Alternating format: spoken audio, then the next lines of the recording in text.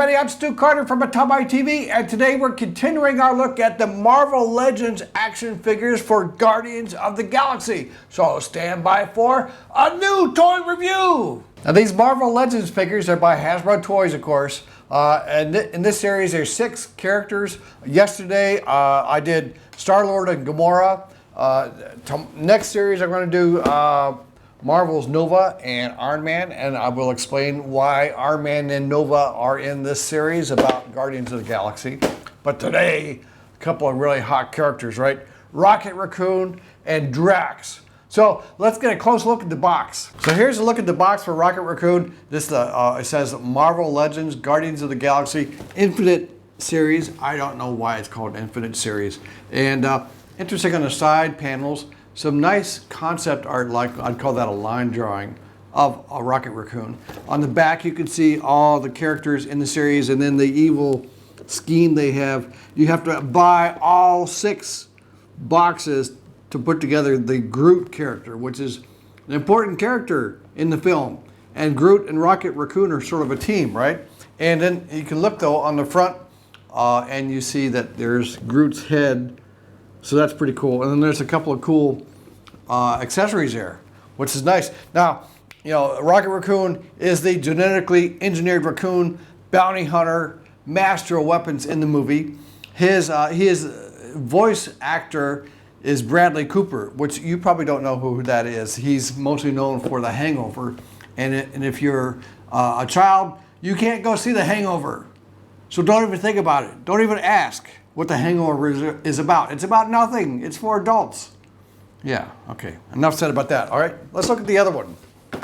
Here's Drax, the box for Drax. Doesn't look like as many accessories, just the torso for Groot.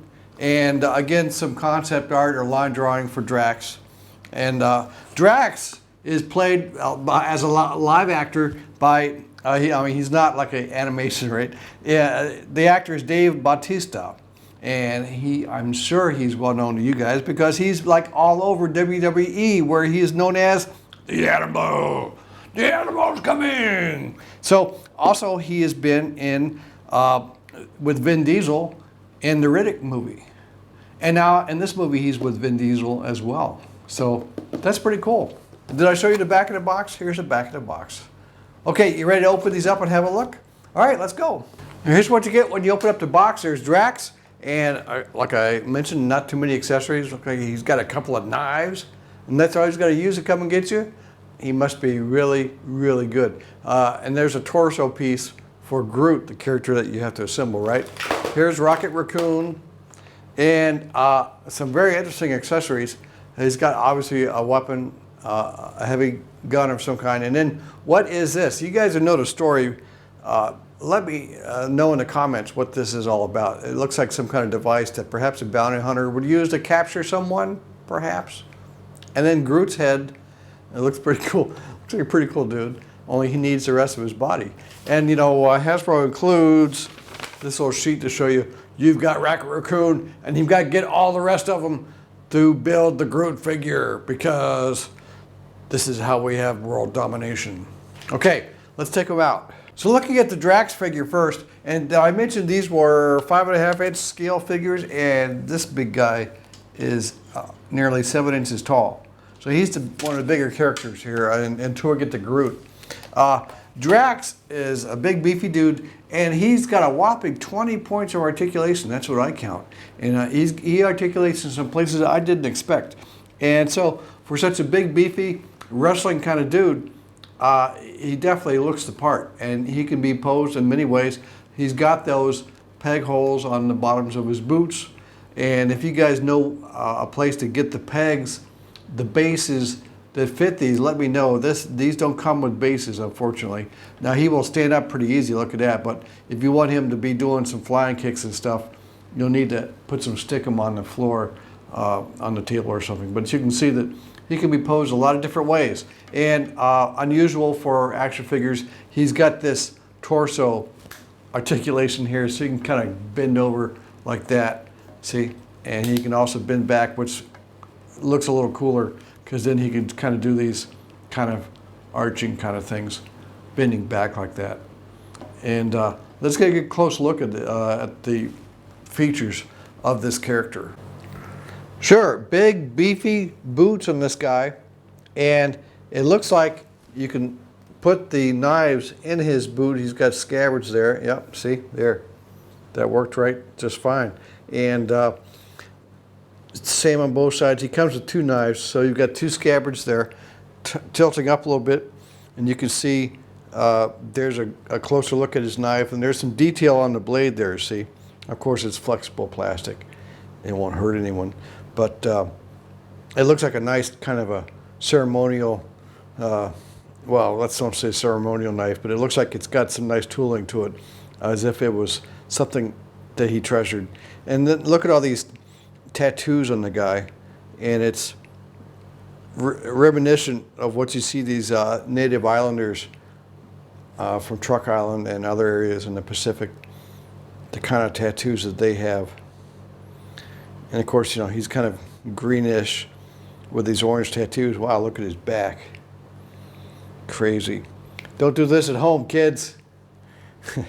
Don't get tattoos until after you graduate college. All right?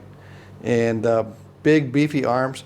And then now I'll show you, you see in his torso, in his trunk, where he can tilt forward and back. So that's really great. And it enables him to do some of these back arching kind of moves. Also, it's nice, a feature is the double joints on his elbows.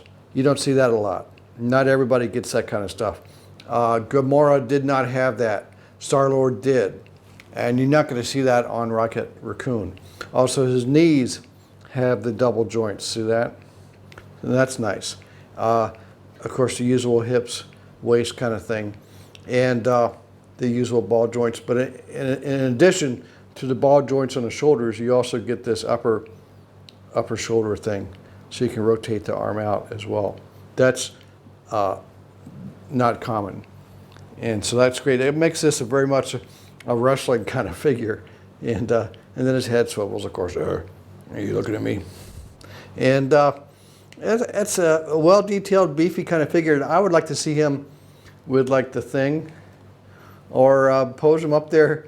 A nice collection would be, I'm sure he's got WWE action figures that would be from Jakks Pacific, perhaps, and it would be nice to see him pose with the Jakks Pacific figures to see how the likeness goes. And if anyone has those, I'd like to see pictures of them. Come share them on our website, Atamaii TV. There's one more look at those crazed eyes of his. Yeah, you don't want him pissed off at you. So that's Drax from the Marvel Legends series. Let's look at Rocket Raccoon. So here's Rocket Raccoon, and where Drax stood nearly 7 inches, this guy is lucky to get 3 1/4 perhaps. And so, yeah, certainly he's in scale. Here's a look at him. Well, here's Drax. You can't even see all of Drax right there. He comes up to about Drax's waist. And where Drax gave you a bunch of articulation, not a whole lot with this guy, okay? You can turn his trunk a little bit. You can got it at the shoulder and the elbow and the hand. So that's 1, 2, 3, 6, 7, and yeah, you can turn the tail a little bit. The best thing about the tail is it helps him stand up, because he cannot stand up by himself without that tail. You're going to want to put some stickum on your shelf to keep him in place. The head looks like it wants to turn, but I'm afraid to put a lot of pressure on it. I think I'm going to break it, so I'm not going to put a lot on that. Another thing, of course, the character is a big hairy raccoon, right, or an android raccoon, and this guy is a plastic representation of a hairy raccoon. So you get plastic, you get molded plastic, and there's some hair details in there, but to really get a perfect representation, you're going to need basically like a plush toy. Maybe we'll see that. And so you can look at the back, he's got kind of a harness on. We'll get a close-up look at that. Also, unfortunately, no peg holes on his little feet. You'll have to use glue if you're going to make a diorama. Glue or that sticky putty stuff. And of course, Rocket Raccoon, he's the weapons specialist, and he comes with a big boy gun. Very detailed, Super duper looking weapon. Of course, way too big for him. But in the scale, it's a little strange. A small complaint. This part of the stock looks like it would go behind your shoulder, but it doesn't really. If you fit it behind his shoulder, then his hand would be too far forward for the trigger. And of course, it's too big for him. And so you see his little arms are too short for him to like hold it with two arms. So he's got to hold it one-handed, which is probably why he has some problems with gun control, as I've seen in the still photos and the toy that he's shooting, which we may show that a little bit later. But that's a lot of fun looking weapon. I mean, you can't, it's definitely kind of a space gun looking thing. And I'm sure it's going to be a lot of fun to see him shoot it in the movie. So that's okay. The other accessory, the very detailed accessory that comes with this figure is this device. I don't know what it does. If you guys do know, please let me know in the comments. But he can pose up here next to it. He's working on it. Perhaps it's something he uses as a bounty hunter to capture people. And unfortunately, in the packaging, as often happens with things, it got a little bit bent in the packaging, and I would have to keep probably pressing on it, or perhaps heat it up with a hair dryer and press it back into shape to make it look just perfect. But it looks pretty cool now, and that's definitely a diabolical machine. And interesting that this would fit into a lot of other sci-fi dioramas that you might be building using other kinds of guys. Like this is something that Fantastic Four would definitely want to have. And so, yeah, maybe a little bit of Avengers crossover, Fantastic Four crossover kind of thing.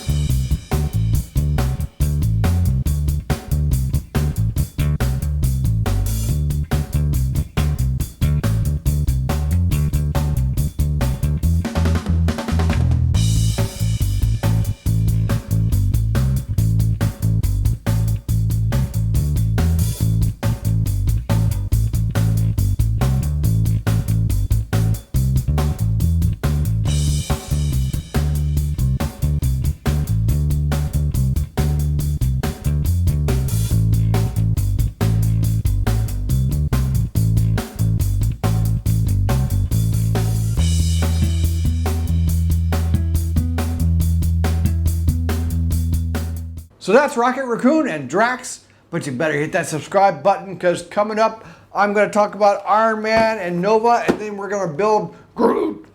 So until next time, have a good day.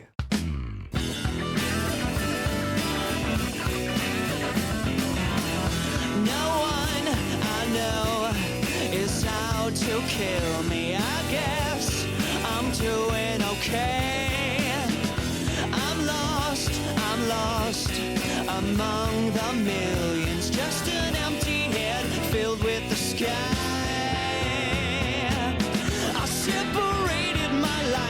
between the boring